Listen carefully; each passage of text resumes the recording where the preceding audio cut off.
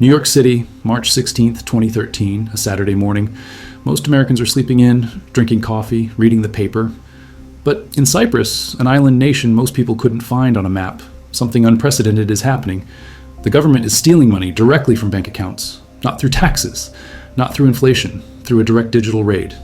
You go to bed Friday night with 10,000 euros. You wake up Saturday morning with 9,000. The government took 10% while you slept. No vote, no warning, no choice. They called it a stability levy. The media called it a one-time tax. But there's a word for taking people's money without permission. Theft. And here's what nobody told you at the time. That wasn't a crisis response. That was a beta test, a proof of concept, a dress rehearsal for what BlackRock and the global banking cartel are preparing to do to your retirement account right now. Because the next financial crisis won't just crash your 401k, it'll confiscate it, legally, permanently. And you'll thank them for it. Stay with me. Because what I'm about to show you will change how you see every dollar you've saved, every retirement plan you've built, every promise Wall Street ever made you. The term is bail-in. You've probably never heard it. That's intentional. The financial industry spent millions making sure you wouldn't. A bailout is what happened in 2008. Banks failed. The government used taxpayer money to rescue them. People got angry, protests, outrage, Occupy Wall Street. Politicians promised it would never happen again. They lied. But they were also telling the truth. Because next time won't be a bailout. It'll be a bail-in. Here's the difference. In a bailout, taxpayers fund the rescue. In a bail-in, depositors do. Your savings, your checking account, your retirement funds, your brokerage account. They become the collateral, the sacrifice, the fuel for keeping the system alive. And it's not a conspiracy theory, it's international law. November 2014, G20 Summit in Brisbane, Australia. Leaders from the 20 largest economies agree to the Financial Stability Board's new framework. The document is called Adequacy of Loss-Absorbing Capacity of Global Systemically Important Banks. Translation? When big banks fail, they can convert your deposits into bank equity. Your cash becomes their shares in a failing institution. Shares that will be worthless by the time you're allowed to sell them. The United States adopted this framework through the Dodd-Frank Act, Title II, Orderly Liquidation Authority, buried on page 1374 of a 2,300-page law nobody read. Section 210 grants the FDIC power to take over failing financial institutions and restructure their liabilities. That means your deposits, your bonds, your brokerage cash. All of it can be restructured, converted, confiscated. But the law says deposits under $250,000 are insured. Doesn't that protect you? Only if the FDIC has money to pay. And they don't. The FDIC's Deposit Insurance Fund held $128 billion at the end of 2024. Total insured deposits in the U.S. banking system? $10 trillion. That's 1.28% coverage. If two major banks fail simultaneously, the fund is gone. Then what? Then they convert your deposits, call it a bail-in, call it a haircut, call it whatever makes you feel better. But your money disappears. Let me take you back further.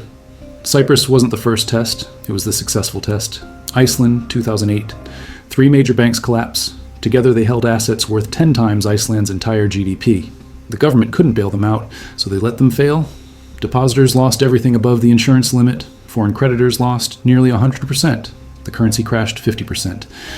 But Iceland's government did something unusual. They arrested the bankers, prosecuted them, sent them to prison. They rejected EU bailout terms and let the banks die. And within 5 years, Iceland's economy recovered. Stronger than before, because they forced the people who caused the crisis to pay for it. The global banking cartel watched, and they learned. Never again would they allow a sovereign nation to let banks fail. Never again would bankers face consequences. They needed a new mechanism, one that kept the banks alive, one that made the depositors pay. Cyprus became the prototype, March 2013. Cyprus's 2 largest banks are insolvent, overexposed to Greek debt. The European Union offers a bailout, but there's a condition. Cyprus must raise 5.8 billion euros first, from somewhere. The Cypriot government proposes a tax on all bank deposits, 6.75% on deposits under 100,000 euros, 9.9% on deposits above. Every depositor in the country wakes up to find their account raided. The backlash is immediate. People rush to ATMs, they find them empty. The government shut them down. Banks closed, capital controls imposed. You can't move money, can't withdraw cash, can't escape. Parliament votes down the proposal. Too controversial, too obvious. So they revise it. The new version only hits deposits above 100,000 euros. But the haircut is savage. 47.5% on accounts at Lakey Bank, 30% at Bank of Cyprus, 47%. You had 200,000 euros in your account. You woke up with 105,000. The rest? Gone. Converted to worthless bank shares that you'll never be able to sell. Pensioners lost life savings. Small businesses lost operating capital. Families lost everything. The IMF called it a successful example of burden sharing. The ECB called it necessary to restore financial stability. BlackRock's analysts called it a viable model for future banking crises. Translation? They're going to do it again, next time bigger. Larry Fink didn't get to manage $10 trillion by accident. BlackRock isn't the world's largest asset manager because they pick good stocks. They're the largest because they're embedded in every level of the financial system. They are the system. BlackRock manages money for the Federal Reserve. They advise central banks across the globe. They designed the lending facilities used during the 2020 COVID crisis when the Fed needed to buy corporate bonds. Who did they hire to manage the program? BlackRock. When governments need to restructure debt, who do they call? BlackRock. When pension funds need to optimize returns, who do they trust? BlackRock. BlackRock's Aladdin system monitors $21.6 trillion in assets. That's nearly 10% of the world's total financial assets running through one company's risk management software. One platform, one centralized point of control. Larry Fink has been very clear about what's coming. In his 2023 annual letter to shareholders, he wrote about the need for greater financial system resilience through more efficient capital allocation in times of stress. Efficient capital allocation. That's Wall Street speak for bail-ins. He continued, stakeholders must accept that preserving systemic stability may require burden-sharing mechanisms that go beyond traditional government support. Burden-sharing mechanisms. Your savings, your retirement, your burden to share. Here's what they're not telling you. The next crisis won't start with a bank failure. It'll start with commercial real estate. U.S. commercial real estate is sitting on $1.5 trillion in debt that needs refinancing. Before 2026, most of it was borrowed at 3% interest when the Fed had rates at 0. Now rates are above 5%. Many buildings can't cover their mortgage payments. Occupancy is down 30% since COVID. Office buildings in major cities are half empty. Nobody's coming back to the office. Regional banks hold most of this debt. Smaller institutions without the diversification to absorb losses. New York Community Bancorp warned investors in February 2024 about massive exposure to commercial real estate. The stock dropped 45% in one day. Other banks have the same problem. They're just hiding it better. When these loans start defaulting, the banks will need capital. But they can't go to the Fed for a bailout. Public won't accept it. Congress won't approve it. So they'll need another source. Your deposits. BlackRock has been preparing for this. They've spent the last 3 years moving clients into private credit funds. Loans that aren't marked to market, loans that don't show up on balance sheets with transparent pricing. They've been telling pension funds and retirees that private credit offers enhanced yield with lower volatility. That's a lie. Private credit offers opacity. When the crisis hits, those assets will be illiquid. You won't be able to sell, you won't be able to withdraw, you'll be trapped in structured products that BlackRock controls. And when they need to raise capital, they'll restructure those funds. Convert your units to equity in a holding company you can't exit. It's Cyprus. But wrapped in financial engineering so complex, you won't understand it until it's too late. Let me show you the mechanism, how they'll actually do it. Step 1. Market stress. Commercial real estate defaults accelerate. Regional banks report losses. Stock prices drop. Media starts using phrases like contained and manageable and no systemic risk. Those are the words they always use right before the system collapses. Step 2. Bank run. Depositors panic. They try to withdraw. But modern banking is fractional reserve. Banks don't have your money. They lent it out. They invested it. They leveraged it 10 times over. When everyone asks for their money back simultaneously, there isn't enough. There never was. Step 3. Government intervention. Treasury and FDIC step in. They announce emergency measures, but they can't cover all deposits. They don't have the funds. So they invoke the Orderly Liquidation Authority. They take control of failing banks. They restructure liabilities. Step 4. Conversion. Your deposits become equity. Your retirement account becomes shares. Not in a healthy company. In a failing bank being restructured by government bureaucrats who've never run a business. Those shares will trade at pennies on the dollar, if they trade at all. Step 5. Capital controls. To prevent further panic, they restrict withdrawals. You can take out $500 a week, maybe $1,000. But your rent is $2,000. Your mortgage is $3,500. You can't access your money when you need it most. Step 6. Normalization. After 6 months, they'll lift some restrictions. Markets will stabilize.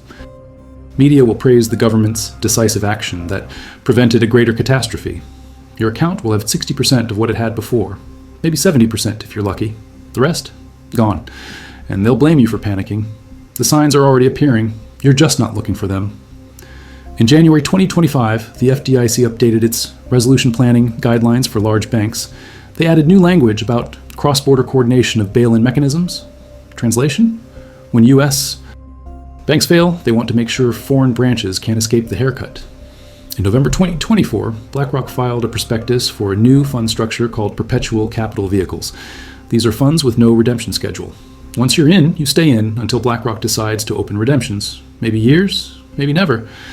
And buried in the prospectus is a clause allowing the fund to restructure investor capital in the event of market dislocation. Restructure your capital. That's your retirement being converted to something you can't touch. In March 2024, the Bank for International Settlements published a paper titled Enhancing Financial Stability Through Depositor-Funded Resolution Mechanisms.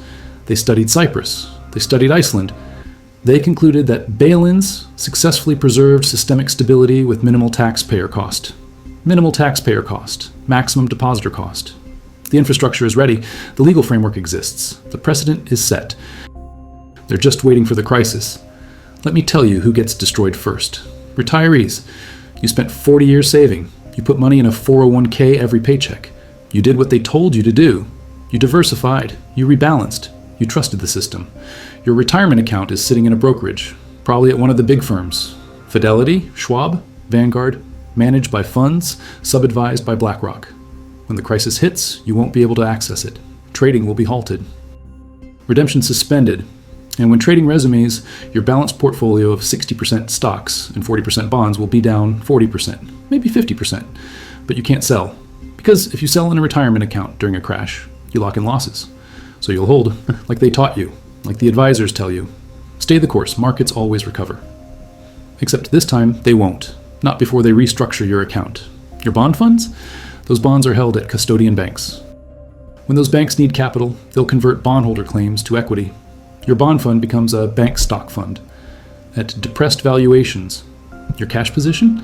That's held at the brokerage's sweep account, usually at an affiliated bank.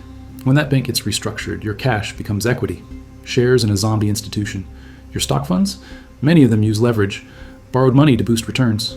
When credit markets freeze, those funds can't roll over their borrowing. They'll be forced to liquidate at the worst possible time, or they'll suspend redemptions, trap you inside. And through all of this, BlackRock will charge fees, because the funds are still operating, the assets are still managed. You're still paying 0.75% per year to watch your retirement disappear. There's a reason they're targeting retirees specifically. You have the money, you're not earning anymore. You can't rebuild, you're the perfect victim. Americans over 60 hold $30 trillion in retirement assets. $30 trillion. That's more than the entire U.S. banking system's deposit base. It's the largest pile of accessible wealth in human history. And it's trapped. Most of it is in tax-deferred accounts. 401ks, IRAs. If you try to withdraw before 59 and a half, you pay penalties. After you hit required minimum distribution age, you're forced to withdraw and pay taxes. The government created these accounts. They encouraged you to use them. They gave you tax breaks to fill them. And now they have you locked in. Your money is in accounts they can monitor, they can regulate, they can restructure. When BlackRock talks about stakeholder capitalism and sustainable investing, what they really mean is control. They want your retirement assets allocated according to their priorities, not yours. ESG scores, climate targets, social justice metrics. They're building a system where your money goes where they decide, not where you choose. And when the crisis comes, those assets will be used to recapitalize the system. Your life savings will become the collateral for keeping their system alive. So what do? How do you avoid becoming the sacrifice? First, get out of structured products. Anything where you can't see exactly what you own. Anything with redemption gates. Anything managed by a firm that's too big to fail. Because when they fail, you fail with them. Second, diversify out of the banking system. Yes, you need some money in checking. For bills, for normal life, but not all of it. Not your emergency fund, not your savings. Get it out. Physical precious metals, gold, silver. Not ETFs, not mining stocks, not certificates. Physical metal in your possession. Or in a private vault that's not part of the banking system. When they freeze accounts, they can't freeze gold in your safe. Third, look at your retirement accounts honestly. If you're over 59 and a half, Consider taking distributions. Pay the tax now. Get the money into accounts you control. Yes, you'll pay tax, but you'll pay less than you'll lose in a bail-in. If you're under 59.5, look at your options.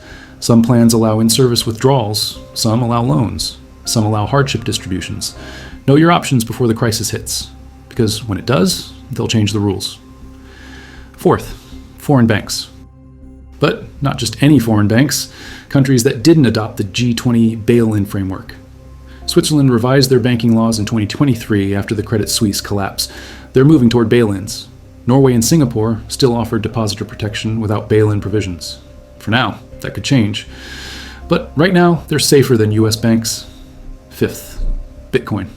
Not on an exchange, not with a custodian, in a hardware wallet you control, with seed phrases written down and stored securely. Bitcoin can't be bailed in, can't be frozen, can't be restructured. It's yours. Completely. Not because Bitcoin's going to the moon, not because it's the future of money, because it's the only money they can't take from you. Cyprus taught us something critical. When the crisis comes, it comes fast. You won't have time to prepare. You won't have time to move money. You'll wake up one morning and it'll be done.